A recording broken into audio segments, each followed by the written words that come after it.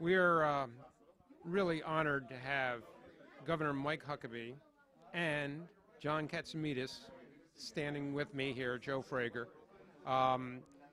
We're about to go to a dinner for Betel, Eugene Gluck and Ketzela, and I want to ask, obviously, the governor and Mr. Katsimidis one question about Iran and what Israel should do, what America should do, and how fast should we do it? In relationship to Iran, I think it's very important that we understand we cannot trust their government. Their government is totally against Israel and against the United States. When they speak of wanting to annihilate Israel, they quite mean it.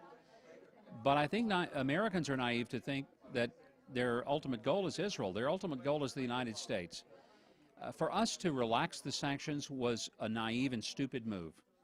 What we should be doing is increasing the sanctions, encouraging the uprising from the people of Iran who don't reflect the views of the government of Iran. And we failed them miserably in the Green Movement a few years ago. And if there's ever an uprising again, we need to do all we can to encourage it. We need to support Israel, and we need to stand with Israel and take whatever action is necessary to make sure that there is no such thing as a nuclear Iran. We cannot trust Iran at all.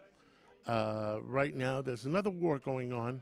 There's an economic war going on between Saudi Arabia and Iran and Russia with the price of oil. And we have to see how that sorts itself out. The leadership of Iran is against the United States, is against Israel. They hate the Sunnis. So we have a problem. And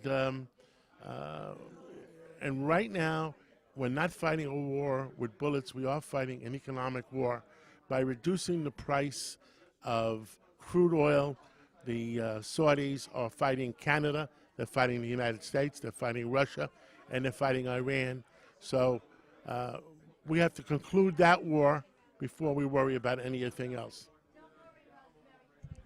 I just want the governor and, of course, Mr. Katsimidis to comment on the rise, really shocking rise of anti-Semitism in the world, and what you would do about it to curtail it. Nobody can look at the situation of the world and not believe that there is an incredible rise of anti-Semitism.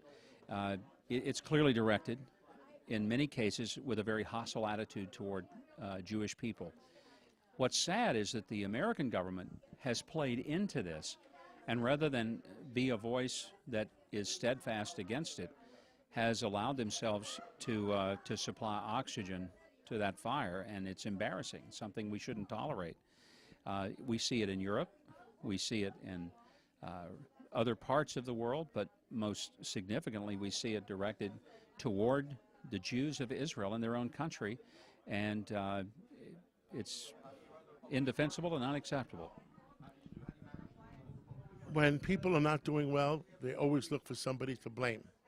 And always the Jews have been easy to blame for some reason or another.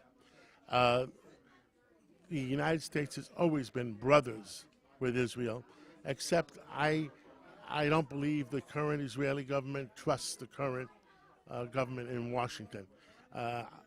And I don't believe that there will be a war with Israel attacking because they don't know if they're going to get themselves backed up.